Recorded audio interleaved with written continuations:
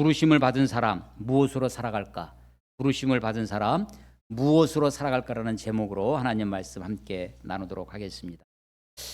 아브라함, 우리의 믿음의 조상이라고 합니다. 우리가 신약교회, 우리 지금 개신교를 특별히 신약교회라고 이야기를 하는데, 신약 성경의 첫 단어가 마태복음 1장 1절에 아브라함과 다윗의 자손 예수 그리스도의 계보라라고 시작됩니다. 그러니까 신약교회의 처음이 아브라함부터 시작된다는 거죠.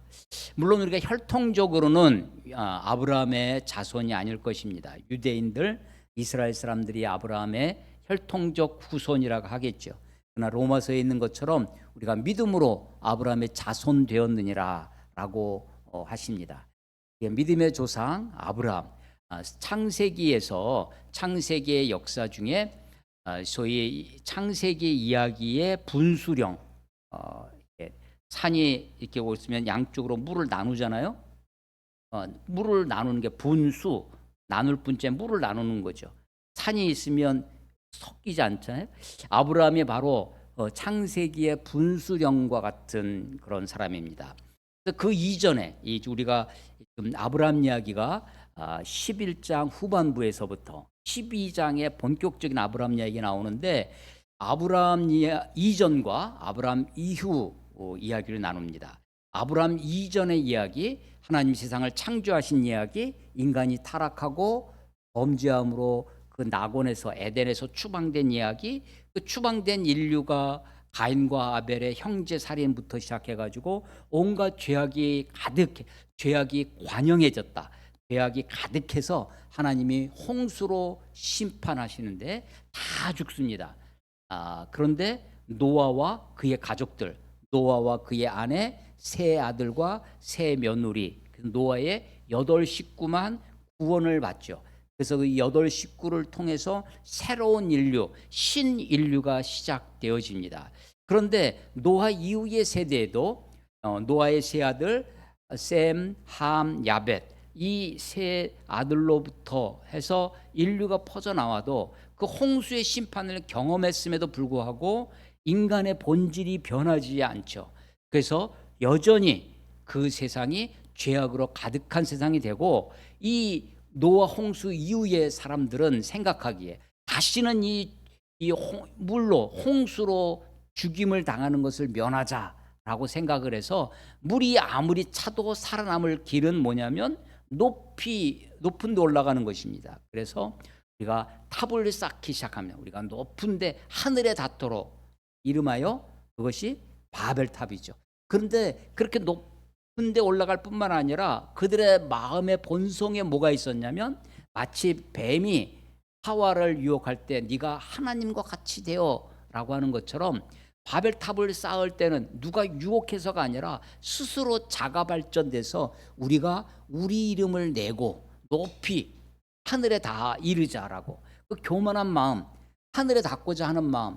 하나님이 다시는 노아 홍수 때 약속을 해주셨어요. 다시는 물로 너희들을 심판하지 아니하리라 라고 하나님이 언약하셨습니다. 약속하셨어요. 이걸 노아 언약이라고 하는데, 혹은 무지개 언약이라고도 하고, 그 언약의 표징으로 무지개를 보여주셨다는 거죠.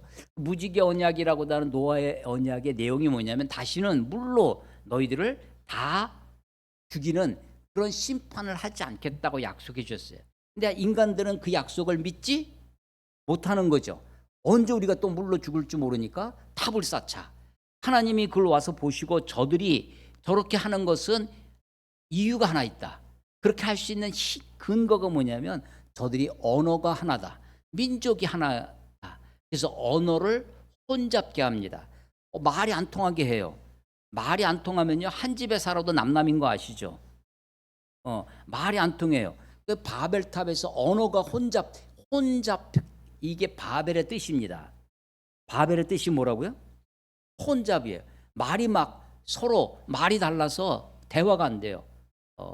김대희가 대화가 필요해라고 했는데, 그 대화가 안 되는 겁니다. 그러니까 위에서 탑을 쌓는데, 야 벽돌 올려 하는데 물 올리고, 모래 올려 그러는데 벽돌 올리고, 서로 뒤죽박죽이 하는 거예요. 그러니까 너 왜 벽돌 안 올려 하면서 벽돌을 집어 던지고 서로 싸우게 되는 거죠. 그러니까 어떻게 돼요? 서로 나뉘어지는 겁니다. 흩어지는 거예요. 흩어지고 흩어져서 인류가 흩어지고 있는데 그 흩어진 속에서 하나님이 한 사람을, 한 집안을 불러오십니다. 그게 아브라함이에요. 그런데 가만 보니까요, 아브라함부터 부르신 것이 아니었어요. 11장 한번 가보세요. 여러분 성경 다 있으시죠? 핸드폰이라도 꺼내셔서 성경을 찾으시면 좋겠습니다. 11장 1절, 온 땅에 언어가 하나여 말이 하나였더니, 그래서 6절, 여호와께서 이르시되 이 무리가 한 족속이 언어도 하나이므로 이같이 시작하였으니 이후로는 그 하고자 하는 일을 막을 수 없으리라. 자, 우리가 내려가서 거기서 그들의 언어를 혼잡하게 하여. 이게 바벨탑입니다. 그것이 바벨을 무너뜨리시는 거죠. 그래서 9절 보면 9절 끝에 그들을 온 주변에 흩으셨더라. 흩어집니다. 그런데 10절, 셈의 족보는, 셈이 누구냐면 아브라함의 세 아들 중에 하나입니다. 셈, 함, 야벳. 그 셈의 자손 족보, 셈의 족보 중에 누가 있냐면 아브라함이 있는 거예요. 근데 아브라함의 아버지가 데라입니다. 27절, 데라의 족보는 이러하니라. 데라가 누구라고요? 아브라함의 아버지. 그러니까 데라를 하나님이 부르셨어요. 어디서 부르셨냐면 갈대아 우르에서 부르셨습니다. 갈대아 우르가 어디냐? 메소포타미아, 티그리스 강과 유프라데스 강이 만나는 지금의 이라크 지역입니다. 바그다드가 있는 그 메소포타미아 하류 지방에, 하류에 보면 위에서부터 내려오는 태적물이 쌓여서 아주 곡창지대가 되죠. 그래서 이 메소포타미아 문명이 시발점이었어요. 그 우르에서부터 부르십니다. 그러니까 그곳은 어디냐면 그 당시 문화가 막 일어나는, 번영하는 곳, 풍성한 곳, 갈대아 우르에서 데라를 부르셨어요. 이 데라가 이 갈대아 우르에서 떠나는데 어디로 가고자 했냐면 31절 봐보세요. 11장 31절, 데라가 그의 아들 아브람과, 이 아브람이 나중에 아브라함이 되는 거예요. 아브람과 하란의 아들인 그의 손자 롯과, 그러니까 아브람과 롯은 조카 사이죠. 그의 며느리 아브람의 아내 사레를 데리고 갈대아인의 우르를 떠나 어디로 가고자? 가나안 땅으로 가고자 하더니 하란에 이르러 거기 거류하였으니 데라는 나이가 205세가 되어 하란에서 죽었더라. 하나님이 누구를 부르셨냐면 데라를 부르셨어요. 그런데 데라가 혼자 간 것이 아니라 그의 아들 아브람과, 그리고 자기 아들은 하나가 먼저 죽어요. 그래서 그의 아들 손자가 되죠. 롯과, 그러니까 아브람과 롯과 아브람의 아내 사레를 데리고 갈대아 우르에서, 메소포타미아의 번창한 아주 풍요로운 곳에 갈대아 우르에서 어디에 가고자 했다고 하고요? 가나안. 그러니까 목표가 있었어요. 목적지를 모르는 게 아닙니다. 목적지가 어디예요? 가나안이에요. 그런데 가나안까지 가기도 전에 하란 땅에 머물러서 하란에서 죽어요. 아버지 데라가.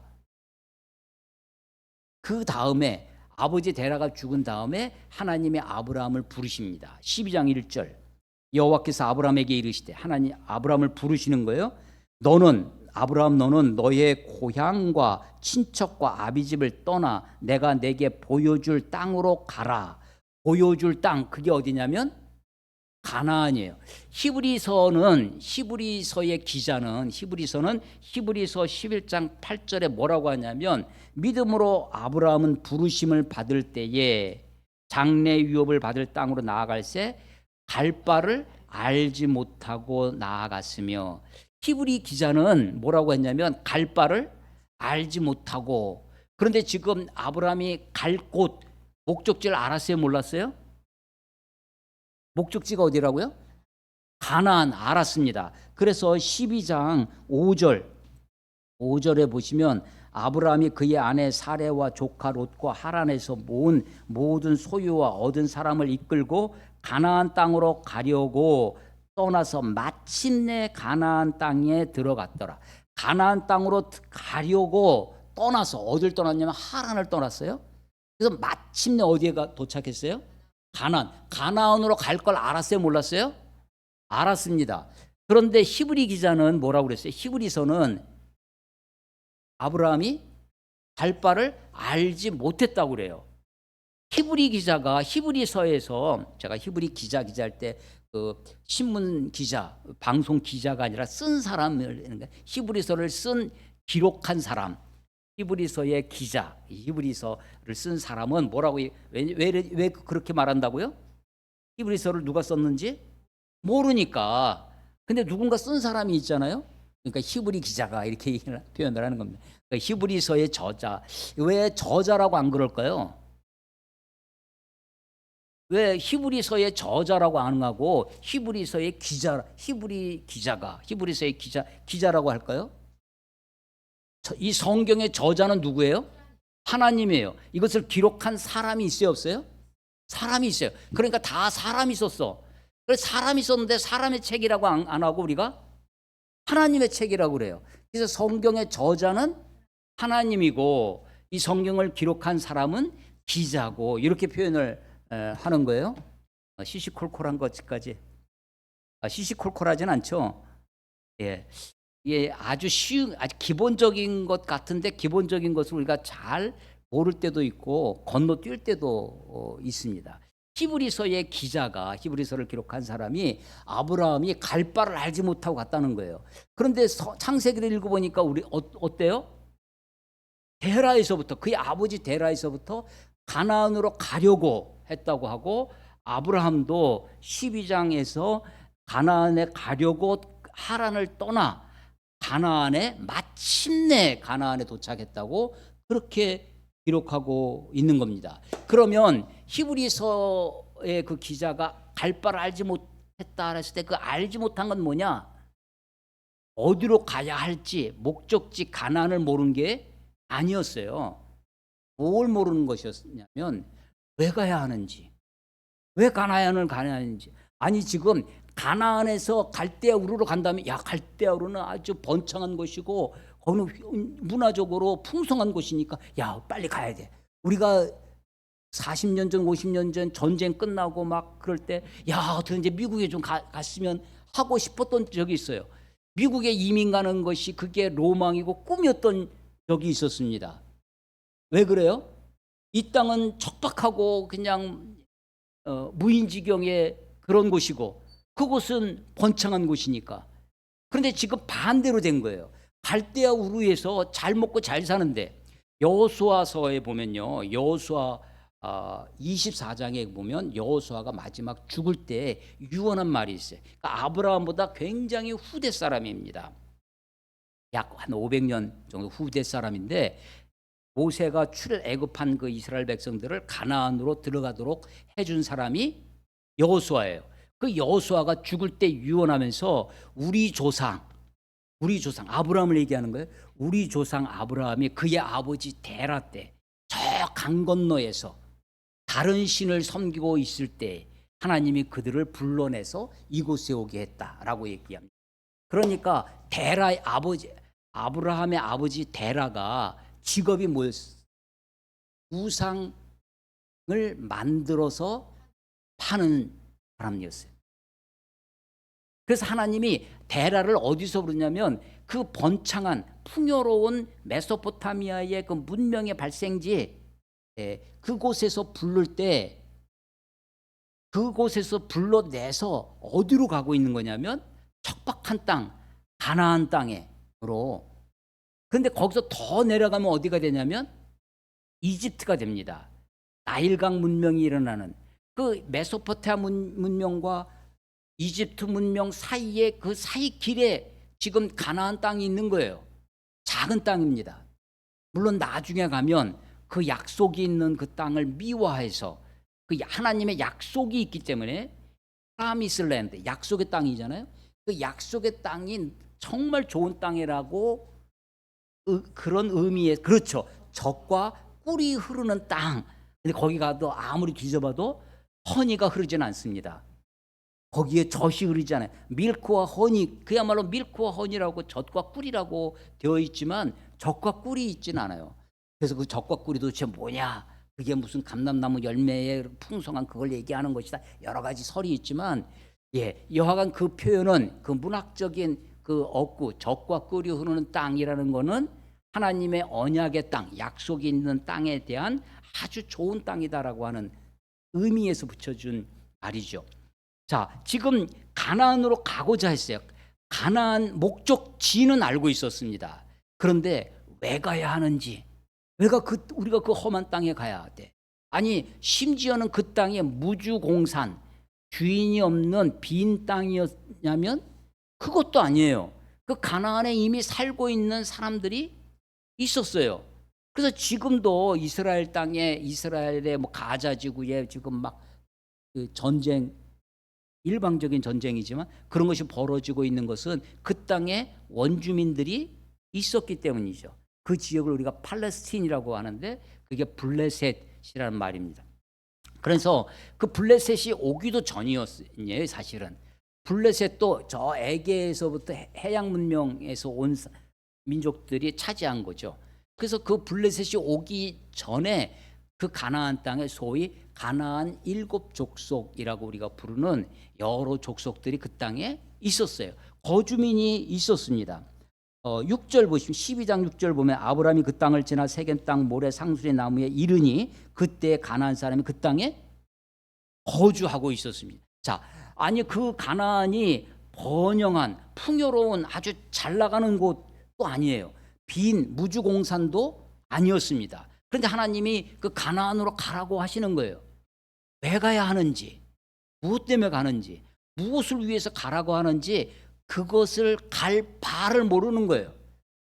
근데 하나님이 부르시니까 가나안으로 가는 겁니다. 아버지 데라는 자기 아브라함과 조카 롯과 자기 며느리를 데리고 출발을 했는데 하란 땅, 그러니까 메소포타미아에서 출발해서 지금의 시리아가 있는 곳, 티그리스 강과 유프라데스 강의 상류 지역에 오면 하란 지역이죠. 하란에 와서 거기서 죽습니다. 거기는 그나마 메소포타미아의 상류 지역이라 그래도 거기가 괜찮은 곳이에요. 나중에 거기에 시리아 문가 거기서 제국이 나타나기도 하죠. 거기서부터 다시 아브라함을 불러서 가나안으로 오게 한 겁니다. 거기서 더 내려가면 북아프리카 나일강이 있는 애굽, 이집트가 되는 거예요. 자, 하나님이 부르셨어요. 12장 1절 너는 친척 아비 집을 떠나 내게 보여줄 땅으로 가라. 왜 가라 하는지는 몰랐다는 겁니다. 그런데 2절 누가? 하나님이에요. 하나님이 내가 너로 아브라함 너로 큰 민족을 이루고 내게 복을 주어 내 이름을 창대하게 하리니 너는 복이 될지라. 너를 축복하는 자에게는 내가 복을 내리고 너를 저주하는 자는 내가 저주하리니 땅의 모든 족속이 너로 말미암아 복을 얻을 것이라 하신지라. 하나님이 그렇게 부르셨다는 거예요.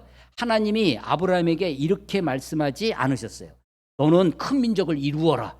너가 너의 이름을 창대케 해라. 너가 너를 만나는 사람을 축복해라.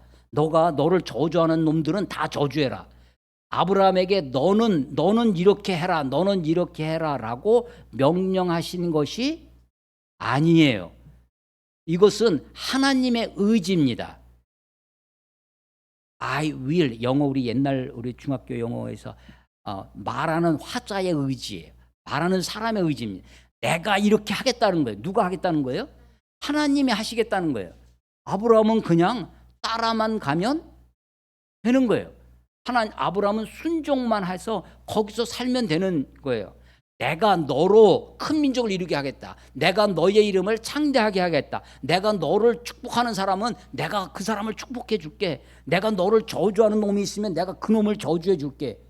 하나님의 의지, 하나님의 계획이에요. 이것을 반대로 야 너가 복의 근원이 되라. 네가 이렇게 해라. 아니었다는 것입니다. 그래서 아브라함이 그곳에 왔어요. 우리가요 하나님의 복을 받는, 하나님의 저주를 받지 않고 하나님의 복을 받는 아주 쉬운 방법이 있어요. 3절에 보면 12장 3절 너를 축복하는 자에게 내가 하나님의 복을 내리시겠대요. 하나님을 누구에게? 아브라함을 축복해 주는 사람에게 아브라함의 복을 주시겠다는 거예요. 그러니까 내가 아브라함은 아니지만 내가 아브라함을 때문에 복을 받을 수 있는 길은 아브라함을 축복하는 거예요. 축복하면 그 복을 내게 주시겠다고 하는 것이죠. 자, 그래서 가나안에 마침내 들어왔습니다. 7절 여호와께서 아브라함에게 나타나 이르시되 내가 이 땅을 내 자손에게 주리라 하신지라. 자기에게 나타나신 하나님께 그곳에서 제단을 쌓고. 자, 가나안에 마침내 가나안에 들어왔어요. 그러니까 하나님이 나타나셨어. 그래서 야, 네가 이 땅을 내 자손에게. 아브라함은 아직 자손이 없었습니다. 하나님의 약속의 내용이 뭐냐? 아브라함에게 주신 약속의 내용이 이 땅을 내 자손에게 이겁니다. 이 땅을 내 자손에게 주랴. 이게 하나님의 약속이에요. 그런데 아브라함이 달라고 한 적 있나요? 없어요. 달라고도 하지 않았는데 이 땅을 달라고 하지도 않았습니다. 자손이 하나도 없는 상태예요. 하나님이 일방적으로 이 땅을 네 자손에게 주겠다고 하나님이 일방적으로 약속하신 거예요. 만약에 아브라함이 달라고 한다면 기왕 주실 거 어딜 달라고 그래야 될까요? 똘똘한 한 채. 예, 이왕 주실 거 강남에 한 채 주십시오. 이래야 될 거 아니에요. 그래서 하나님이 이왕 주실 거 어딜 달라고 했을까요? 어딜 달라고 하면 좋겠어요? 그 당시 세계에서 메소포타미아 갈대아 우르에 거기에 좀 땅 좀 주십시오. 이집트 애굽에 거기에 땅 좀 주십시오. 애굽에서는요 심지어는 400년 동안이나 살았어요. 여러분 400년 살면 그 땅이 고향 아니겠어요? 근데 하나님은 굳이 거기서 나오라고 하시는 거거든. 갈대아 우르에서요 데라가 잘 살았어요. 우상을 만드는 신을 섬기는 그런 사람이었습니다. 그런데 하나님은 굳이 거기에서 불러내는 거예요. 하나님이 불렀어요. 하나님, 오늘 설교 제목이 부르심을 받은 사람. 아브라함은요 부르심을 받은 사람입니다. 하나님이 부르심, 이걸 우리는 뭐라고 하냐면 소명이라고 합니다. 소명은요 세 가지가 있어요. 세 가지. 첫째는 뭐냐면 구원 애로의 부르심. 구원 애로의 소명이 있어요. 하나님이 우리를 구원하시기 위해서 우리를 부르세요. 하나님이 아브라함을 부르셨어요. 부르심은 여러분 목사만 부른 것이 아닙니다. 성도인 여러분들도 부르셨어요. 로마서 1장에 사도로 부르심을 받아. 바울이 자기를 얘기해. 로마서 1장 7절에 가면 너희를 성도로 부르셨다고 그래요.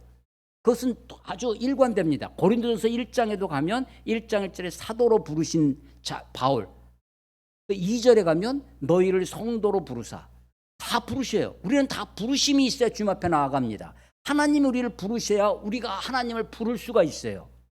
아버지의 이름을, 하나님의 이름을 부를 수 있는 것, 하나님의 이름을 부를 수 없는 사람들이 있습니다. 하나님 우리를 부르셔서 구원 애로의 부르심, 첫 번째 부르심은 우리를 구원하시기 위해서 부르시는 거예요. 구원 애로의 부르심이라고 제가 이름을 붙인 거예요. 이 구원 애로의 부르심이 신약 시대, 우리는 지금 다 신약 시대에 살고 있잖아요. 그것은 무엇으로 나타나냐면 교회로 나타납니다. 여러분 교회라는 말을 헬라어로 뭐라고 하는지 혹시 아시나요? 에클레시아라고 합니다. 에클레시아. 하나님이 예수님이 베드로에게 내 이 믿음의 반석에 내 교회를 세우리니 내 에클레시아를 세우겠다. 에클레시아. 에크는 out of에 무엇으로부터, 클레오라는 것은 불렀다는 거예요. 에클레시아란 말의 뜻은 우리는 그냥 교제, 에클레시아, 코이노니아 이런 식으로 많이 쓰기 비슷한 말로 쓰는데 그게 아니라 에클레시아의 원래 뜻은 불러낸 사람들이에요. 어디서?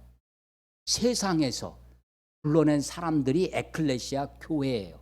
자, 지금 하나님이 데라를 어디에서 불렀냐면 갈대아 우르에서 불렀습니다. 그 다신교의 세계에서부터 그를 불러내서 가나안 땅으로 가게 하시는 거예요. 그 불러낼 때 데라의 가족, 그 패밀리 안에 아브람과 사레와 롯이 있었던 겁니다. 자, 하나님의 부르심, 첫 번째 부르심은 구원 애로의 부르심이에요. 어디서 불렀냐면 세상에서부터 불렀습니다. 세상으로부터 우리를 불러냈어요. 그래서 뭐가 되게 하셨냐면 교회가 되게 하셨어요. 에클레시아가 되게 하셨어요. 이게 첫 번째 부르심입니다. 모든 그리스도인들은, 모든 하나님의 사람들은 이 구원 에로의 부르심이 있어야 합니다. 그런데 이제 내일 모레 돌아가실 분을 불렀어요. 그러면 이제 조금 있으면 천국 가시겠죠. 두 번째 부르심이 있는데, 두 번째 부르심은 뭐냐면 사역 에로의 부르심이 있어요. 하나님이 불렀어요. 하나님 하고 갔더니, 야, 너 이것 좀 해라. 나에게 시키신 일이 있어요. 그 시키신 일, 사역, 일로 하나님 무엇인가 나에게 시키실 일이 있어서 부르십니다. 그것은 다른 말로 하면 사명 에로의 부르심이에요. 두 번째 부르심은 사역 에로의 부르심 혹은 사명 에로의 부르심입니다. 시키실 일이 있어서 부르셨어요. 그런데 내일 모레 돌아가실 분한테 무슨 일을 시키실 일은 없어요. 그러니까 이 사역 에로의 부르심, 사명 에로의 부르심은 모든 사람에게 적용되는 것은 아니에요. 동일하지도 않아요. 어떤 사람에게는 이런 일을 시키고 어떤 사람에게는 저런 일을 시킬 수도 있습니다. 또 그 일이 평생 그 일만 하라는 것이 아니에요. 내가 어렸을 때 해야 할 일이 있어요. 청년 때 해야 할 일이 있어요. 내가 장년이 되고 노년이 되면 그때 해야 할 일이 있어요. 비는 늦은 비가 있고 이른 비가 있어요. 그때 맞는 일들이 있어요. 자, 하나님의 부르심 첫 번째는 구원에로의 부르심. 이것은 동일합니다. 모든 그리스도인들에게 하나님을 아버지라, 우리 예수를 구주와 주님으로 영접하도록 우리를 부르시는 구원에로의 부르심은 모든 그리스도인에게 보편적인 부르심이에요. 두 번째 부르심, 사역에로의 부르심 혹은 사명에로의 부르심은 그것은 보편적인 게 아니에요. 특별하게 어떤 사람에게 어떤 특별한 때에 그 일을 하도록 부르시는 거예요. 그 일이 없으면 우리는 그냥 기다리고 있으면 됩니다. 일을 시키실 때까지. 그 기다리는 사람, 우리는 기다리는 사람이에요. 기다리는 사람을 우리가 좋은 말로 뭐라고 한다고요? 영어로? 우리가 아주 고급 레스토랑 가면 하얀 수건 두르고 옆에 서 있는 사람? 웨이터예요. 웨이트, 기다리는 거죠. 우리는 웨이터예요. 아무 일 안 시키면 그걸로 끝이에요. 근데 시키면, 손님이 와가지고 나한테 무슨 일 시키면 그 일을 내가 성심껏 하면 돼요. 하나님이 나한테 아무 일 안 시키고 나를 그냥 천국으로 불러가시면 그냥 가면 되는 거예요. 근데 갈 때까지 우리는 어떻게 있어야 돼요? 웨이터가 되면 되는 겁니다. 자, 첫 번째 부르심, 구원에로의 부르심. 두 번째 부르심, 사역에로의 부르심. 사명에로의 부르심. 세 번째 부르심이 있어요. 그것은 천국에로의 부르심. 그건 우리가 다른 말로 뭐라고 그래요?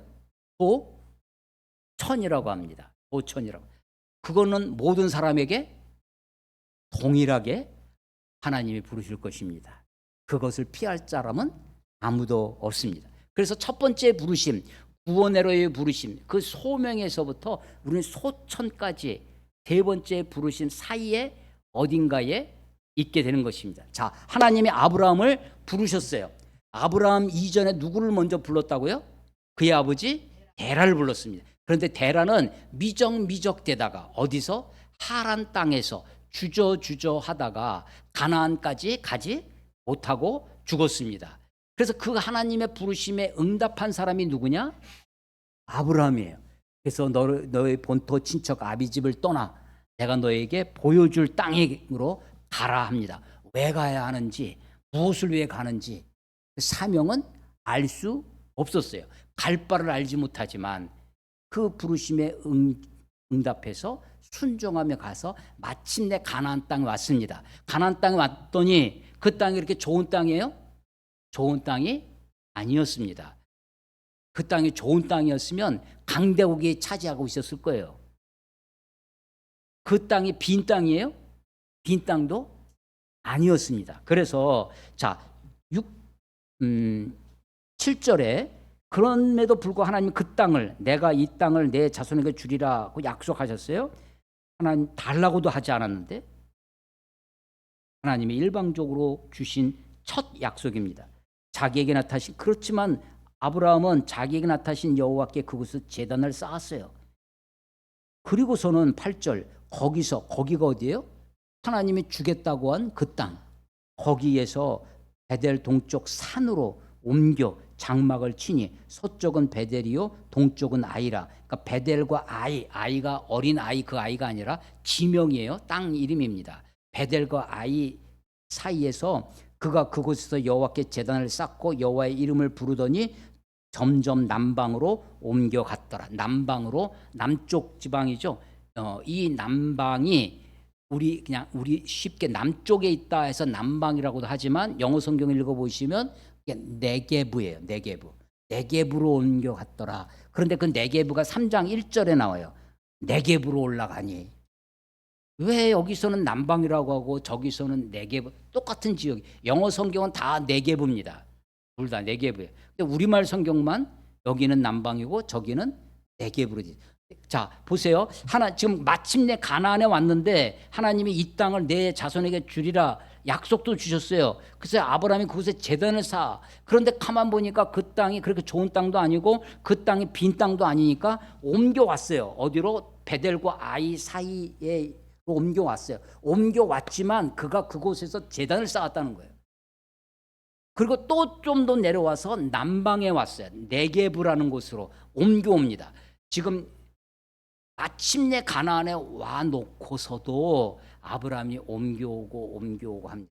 근데 옮겨와서도 하나님께 제단을 쌓았다는 거예요. 또 옮겨왔는데 남방에서는 제단을 쌓았다는 말이 없어요. 그런데 더 남쪽으로 내려가는 게 그게 10절입니다. 그 땅에 기근이 왔어요. 남방이란 말이 다른 말로 뭐라고요? 네게브라는 말은 다른 말로 뭐냐면 황무지라는 뜻이 있어요. 남방은요, 유대 광야라는 말이 이제 뒤에 보면 나옵니다. 유대 땅 중에 남쪽이 네게브라고 하는 그쪽이 광야처럼, 그 위에도 광야가 좀 있지만 남쪽 네게브지만 그야말로 황무지 같은 곳이 있어요. 그게 네게브예요. 남방이에요. 그런데 남방에서 더 지나가면 이집트, 애굽이 됩니다. 그 남방 네게브에 그 황무지가 있으니까 밑에 있던 애굽이 가나안으로 굳이 그 네게브를 지나서 황무지 땅을 이렇게 어느 정도의 그 가림막이 되어진 거죠. 이해하시죠? 그런데 그마저 이게 이 네게브는요, 사막하고는 좀 황무지라고 그랬지만 아주 사막은 1년 내내 못 사는 곳이에요. 그런데 네게브 사막은 가끔씩 비가 옵니다. 그러면 그 비가 1년에 몇 번 비가 오는데 그 비가 오면 평상시에 이 물이 안 흐르던 곳에 비는 항상 낮은 곳으로 흐르니까 물이 흘러요. 하천이 생겨요. 그걸 간헐천이라고 합니다. 그런데 조금 지나면 그게 말라버리죠. 마르면 그 길이, 물이 갈 길이 또 길이 되기도 해요. 간헐천이 되기도 합니다. 자, 그래서 이 네게브에서 가끔씩 비가 오니까 사람이 아주 못 사는 사막은 아니에요. 사하라 사막 같은 건 아니에요. 그렇지만 굉장히 살기 어려운 곳입니다. 거기다가 기근이 더 왔어요. 그래서 어디로 가냐면 애굽으로 갑니다. 그게 12장 후반부 얘기예요. 애굽에 가는데 11절, 그가 애굽에 가까이 이르렀을 때, 아직 애굽에 갔어요? 못 갔어요? 못 갔어요? 14절은 아브라함이 애굽에 이르렀을 때, 지금 애굽에 이집트에 가까이 갔을 때와 아주 도착했을 때 지금 시차가 있는 거예요. 가기 전에 가까이 있을 때 마음에 아브라함의 염려가 생겼습니다. 아니, 그 땅에 가면 우리 아내가 사레가 너무 지금 이쁘고 아리따운데 이 여자를, 이 사레를 빼앗기 위해서 나를 죽이고, 내가 남편이라고 하면 나를 죽이고 이 여자를, 이 아내를 뺏어갈 테니까 꼼수를 쓰는 거예요. 뭐라고 하냐면 당신은 내 누이라 하라. 원래 이복 누이였습니다. 옛날 고대는 근친 상간이 많이 있었잖아요. 근친 결혼이 많았기 때문에 이복 누이입니다. 근데 지금은 누이로 사는 게 아니라 아내로 사는 거죠. 근데 애굽에 내려가서는 내 누이라고 해라. 그래야 당신도 살고 나도 살겠다라고 하는 겁니다. 그러니까 애굽에 가기 전부터 그 위기가, 애굽의 위험을 알았어요, 몰랐어요? 알았어요. 예견된 위험입니다. 그럼에도 불구하고 애굽에 내려가는 거예요. 자, 그러니까 그걸 어떻게 예견했을까요? 아브라함이 어떻게 미리 알았을까요? 너무나 당연한 걸 물어보니까 좀 그런가요? 그러니까요. 아브라함이 지금 뭘 가지고 있는 거냐면 그 당시 사회에 대한 세상의 흐름, 세상 문화에 대한 식견이 있는 겁니다. 상식이 있는 사람이에요. 이성적 판단을 하는 겁니다. 그러니까 분명히 아브라함은 하나님으로부터 부르심을 받았어요. 부르심을 받았는데 그 다음에는 뭐로 살아가는 거냐면 아브라함이 자기 이성적 판단으로 살아갑니다. 근데 거기에다가 이성적 판단 플러스 뭘 더했냐면 꼼수를 더했어요. 뭐가 꼼수예요? 자기 아내를 버젓이 아내로 사는데 누이로, 그 거짓말 아니야. 내 이복 누이였어. 근데 지금은 누이로 사는 것이 아니라 아내로 살고 있죠. 그러니까 이건 꼼수예 아니에요? 꼼수예요. 그러니까 이성적 판단으로 미리 위험을 예견합니다. 그리고 거기에 자기 꼼수를 더해서 살아가는 거예요. 가니까 자기가 예견한 대로 이 애굽 사람들이 자기 아내를 보고 다 눈이 휘둥그러지고 막 환장을 하는 거예요. 그래서 이건 너무나 좋은 상품이니까 이거를 누구한테 바치냐면 왕 바로에게 바칠 정도로 이 이 사라가 그렇게 아주 아리따운 여인이었던 모양이에요. 바로에게 바쳤더니 하나님이 이 사례를 지켜주시기 위하여 애굽 땅 바로에게 재앙을 내리셨어요. 깜짝 놀라서 이 바로가 아브라함한테 막 너가 어찌하여 이 여자를 누이라고 속였느냐가 야단을 치죠. 그런데 이 바로가 이 사례를 데려올 때 이 만약에 남편이 있다고 하면 남편을 죽였을 텐데 남편이 아니라 누이라고 하니까 사오는 거예요. 그래서 양, 소, 가축들도 주고 금은 보화를 주고 소위 그 여인을 데리고 온 거죠. 바로는요, 아브라함을 내보낼 때 다시 추방을 시키는데 아주 쿨한 남자였습니다.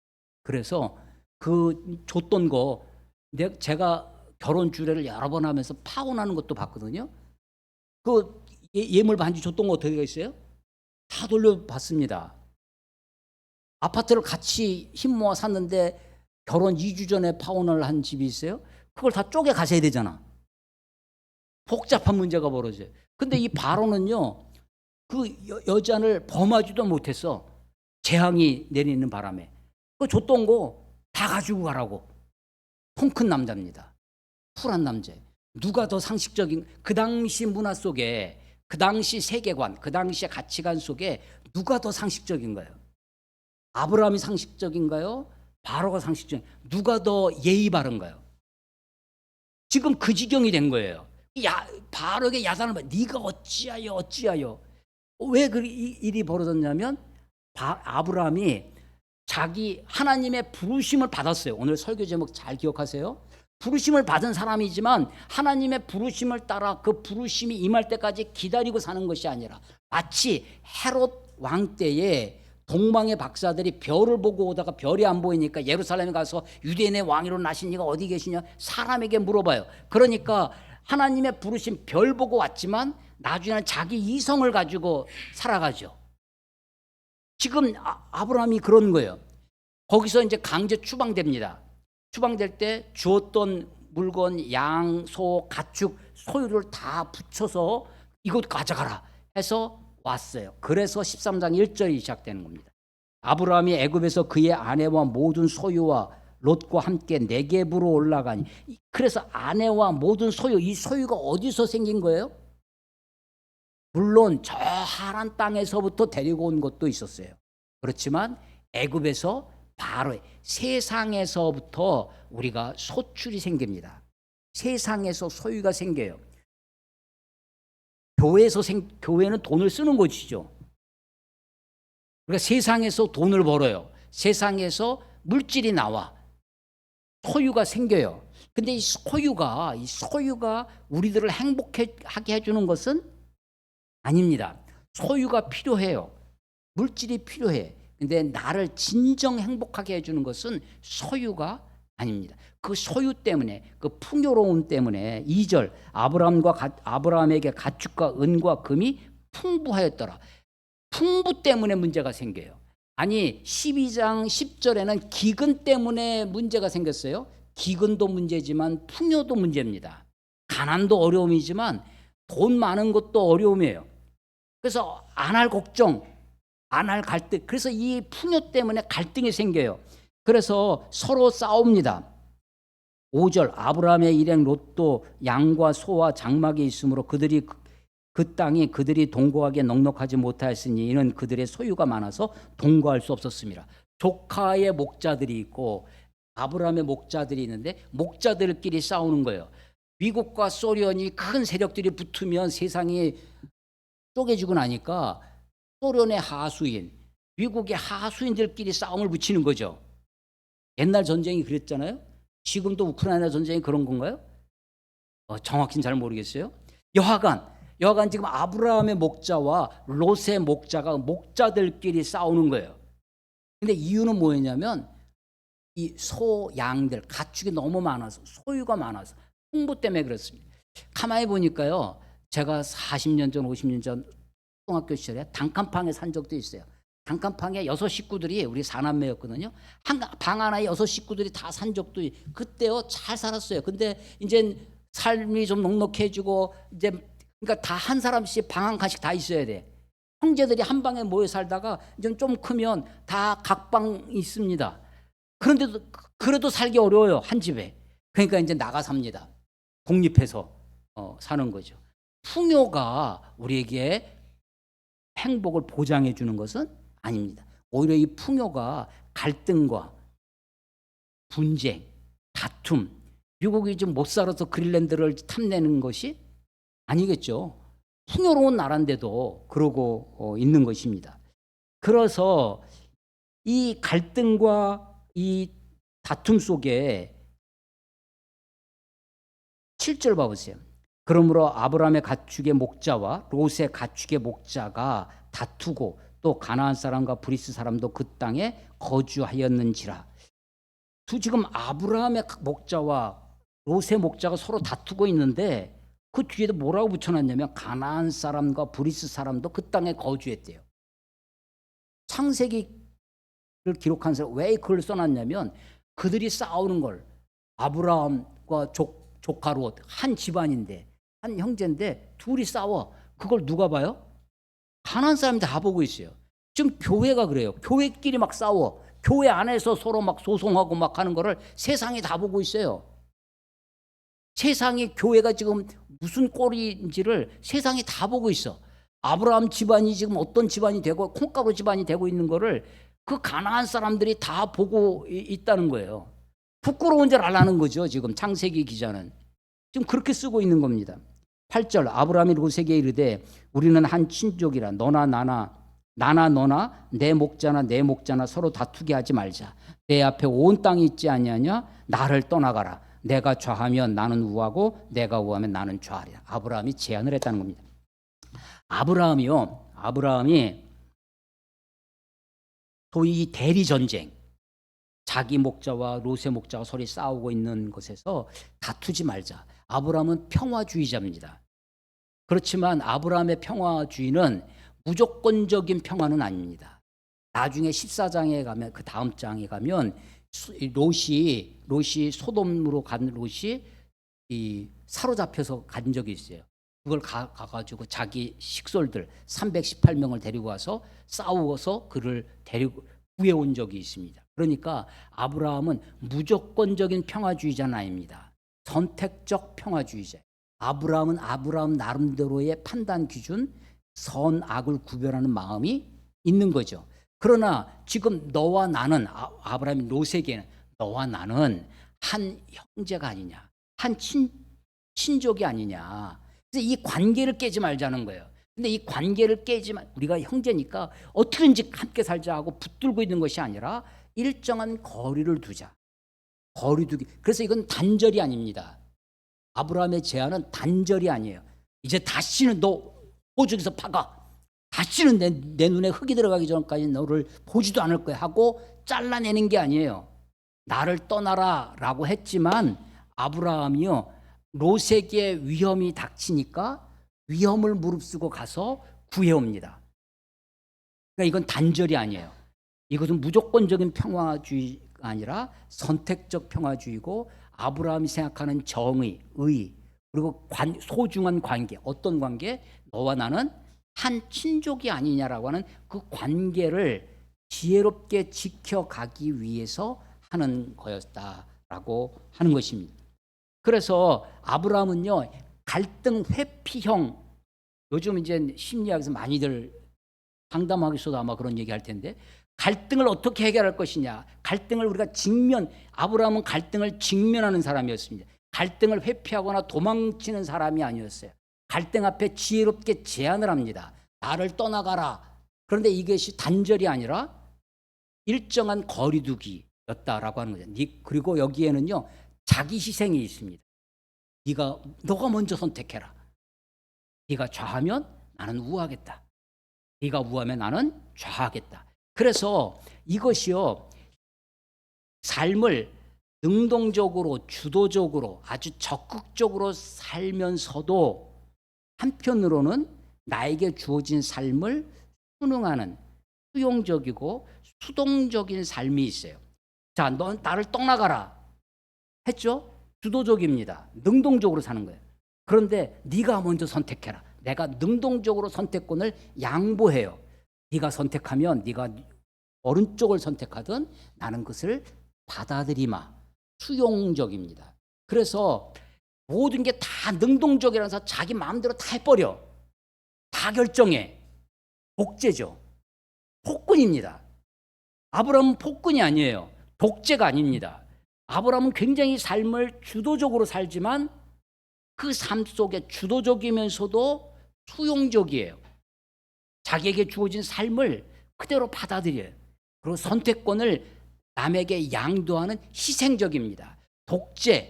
독재는요 희생이 없어요.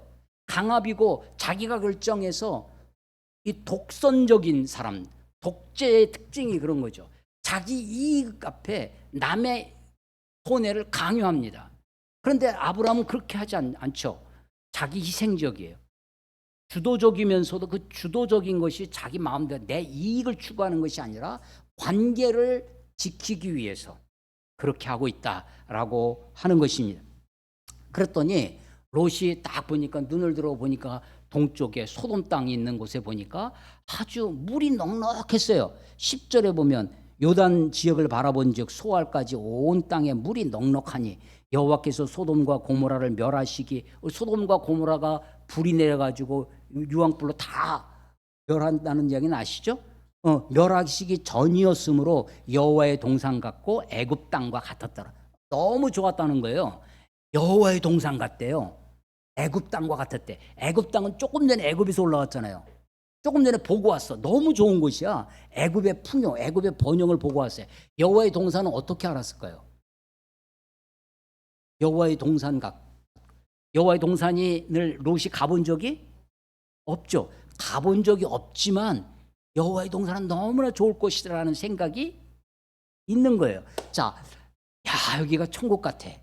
어떤 표현이에요? 너무 좋을 때, 야 여기가 천국 같아 그러잖아요. 심지어는 김밥도 천국이잖아요. 여기가 천국 같아 라는 거예요. 천국에 가본 적이 없어요. 그렇지만 우리는 막연하지만 천국이 좋다는 것은 다 아는 거예요.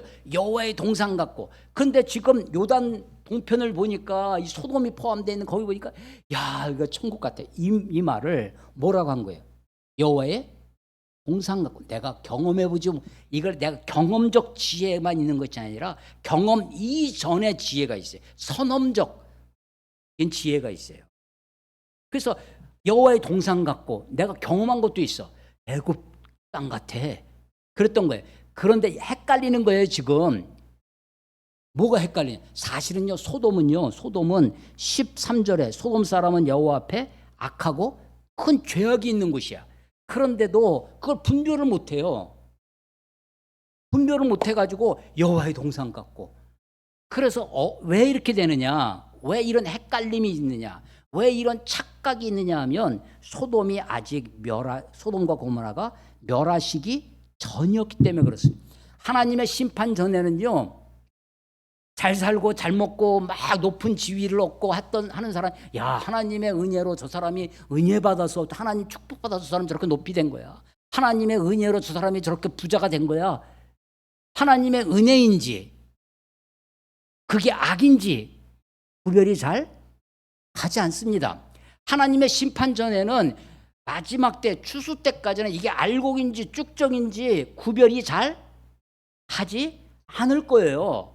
저 사람이 정말 하나님의 은혜와 축복으로 저렇게 됐는지, 저 사람이 하나님의 은혜와 축복 때문에 저렇게 고난을 받고 있는지, 고난도 은혜라는 말이 있잖아요.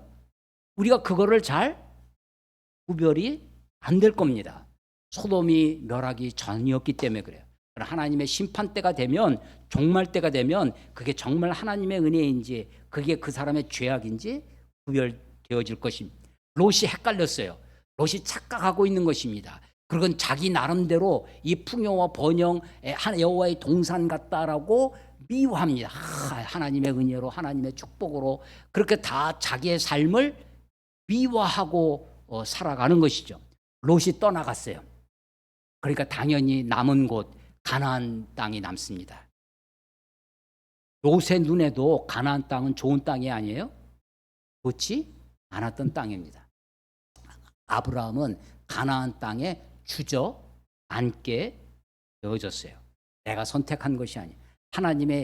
내가 하나님 이 가나안 땅을 주세요. 아브라함이 달라고 한 적도 없어요. 하나님이 일방적으로 주십니다. 근데 아브라함은 그것을 받아들입니다. 수용해요. 14절, 롯이 아브라함을 떠난 후에 여호와께서 아브라함에게 이르시되 너는 눈을 들어 너 있는 곳에서 북쪽과 남쪽 그리고 동쪽과 서쪽을 바라보라.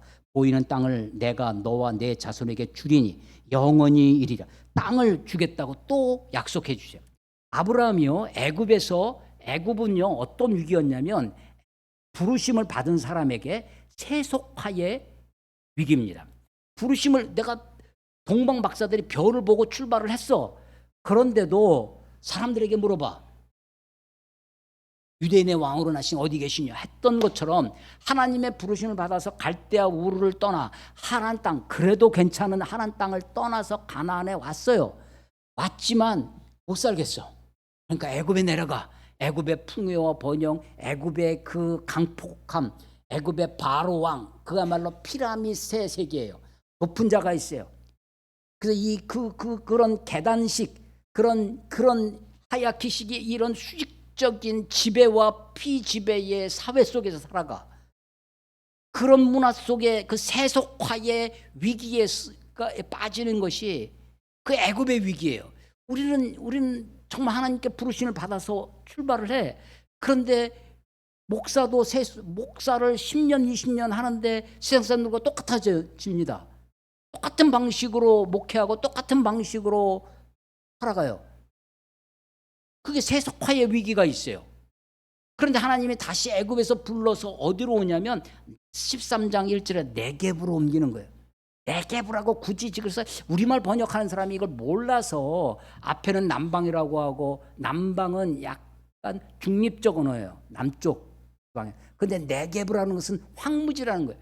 13절에서 하나님이 애굽에서 다시 건져서 네겝으로 오게 하셨어요. 그 네겝으로 왔을 때 다시 정신 차리고 어디로 가냐면 13장 3절에 보면 베델과 아이 사이 곧 전에 장막 쳤던 곳에, 그 장막 쳤던 곳에 다시 와서 4절, 그가 처음으로 제단을 쌓은 곳이라.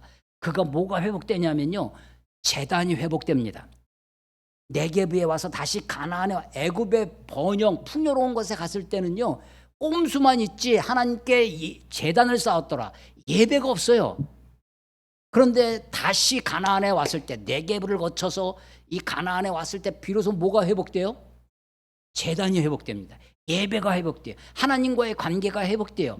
그래서 애굽에서 하나님이 나와 내 아내를 지켜주시고 나에게 이런 물질을 주셨던 것이 내 꼼수 때문이 아니라 하나님이 그 땅에 재앙을 내려서 하나님의 보호하심이구나 라는 것을 아브라함이 깨닫게 됩니다.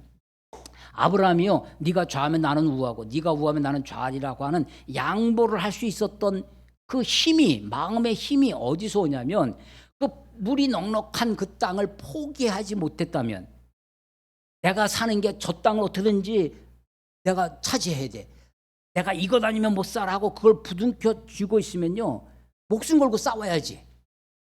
그런데 내가 사는 게 이것 때문에 사는 게 아니다.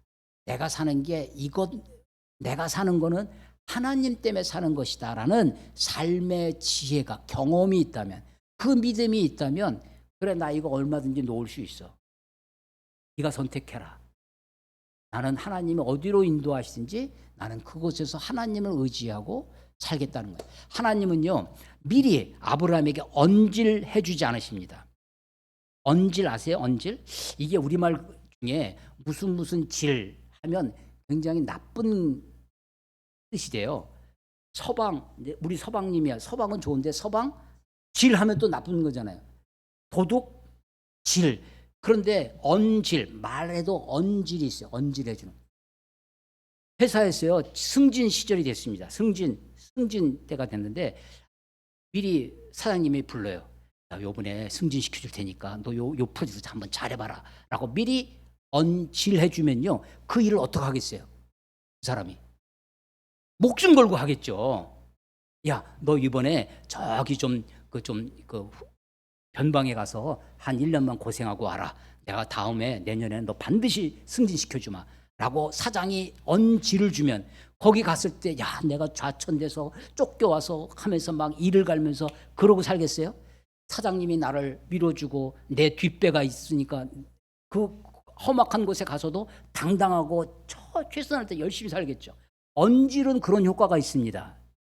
그런데 하나님이 지금 둘이 싸우고 있는 거예요. 아브라함의 목자와 롯의 목자 막 싸우고 있을 때 하나님이 야, 너 미리 동생에게 양보해. 우리 부모가 그러잖아요. 큰애한테 야, 동생에게 양보하면 내가 나중에 더 좋은 게 줄게. 언질해 줘요. 하나님은 우리들에게 언질해 준다, 안 해준다? 안 해줍니다. 아브라함에게 미리 나타나, 야, 너 조카한테 양보해라. 그러면 내가 더 좋은 땅 줄게. 하나님이 언질해 주지 않으세요. 언질을 받으면요, 믿음으로 살지 못합니다. 그 믿음은요, 진짜 믿음이 아니에요. 아브라함은 진짜 믿음으로 하는 거예요. 그래서 롯이 떠나간 다음에, 그래서 14절에 롯이 아브라함을 떠난 후에 이 시점이, 그래서 하나님의 나타나시면요, 시점을 잘 봐야 돼요. 왜 이때 나타나냐? 미리 좀 나타나셔서 말씀해 주시면 나는 좋을 것 같죠. 근데 그것은 믿음이 믿음되지 않습니다. 하나님은 나를요, 정말 믿음의 사람으로 키우기를 원하세요. 하나님은 정말 내가 믿음으로 살기를 원하십니다. 그 믿음은요, 결단이에요. 믿음은 희생입니다. 믿음은 보이지 않는 미래를 뚜벅뚜벅 살아가는 거예요.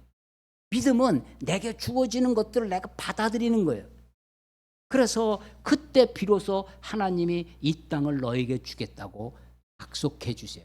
그런데 이것은 약속의 회복이 아닙니다. 하나님은요, 그 약속을 한 번도 변개하신 적이 없어요. 처음부터 끝까지 나만, 아브라함만 애굽에 갔다가 오는 거예요. 하나님은 그 신실하게 약속을 하고 계신 것입니다. 18절에 가면 아브라함이 장막을 옮겨 헤브론에 있는 마므레 상수리 숲에 이르러 거주하며 거기서 여호와를 위하여 제단을 쌓습니다. 헤브론도 여전히 가나안 땅에 있습니다. 가나안 안에, 그 바운더리 안에 베델과 아이 사이에 가든 남방으로 가든 헤브론으로 가든 그게 중요하지 않아요. 그 안에서 자유해요. 옮겨 다닐 수 있어요. 그러나 그거 어디로 옮겨가든지 아브라함이 하나님께 예배하는 사람, 하나님께 제단을 쌓는 사람이 되었던 것입니다. 자, 설교의 제목을 다시 생각해 보세요. 부르심을 받은 사람 누구예요? 아브라함입니다. 소명이 세 가지가 있다고 했습니다. 하나님의 부르심을 받은 사람이 무엇으로 살아갈까? 아브라함이 자기 이성적 판단으로만, 꼼수로만 사는 것이 아니라 하나님 앞에 믿음으로 살도록 그를 이끄시는 것입니다. 우리도 하나님의 부르심을 받은 사람입니다. 어떻게 살아야 할까요? 이 세상을 내 이성과 내 판단으로만 사는, 상식으로만 사는 것이 아니라 어떻게 하면 믿음으로 살게 할 것인가. 하나님의 고민이 거기 있습니다. 내가 하나님 앞에 결단하고, 애굽은 세속화의 위기라면 13장 이 롯과의 결단은 세속화로부터 우리를 믿음으로 살도록 결단하게 하시는 그런 내용입니다. 믿음의 조상 아브라함, 창세기의 분수령이라고 했습니다. 우리도 아브라함처럼 살 수 있습니다. 부르심을 받은 자이기 때문입니다. 부르심을 받은 우리가 어떻게 살아가야 할지 하나님께 결단하고 살아가시는 저 여러분이 되시기를 주의 이름으로 축원합니다. 기도하겠습니다. 하나님 아버지의 은혜를 감사합니다.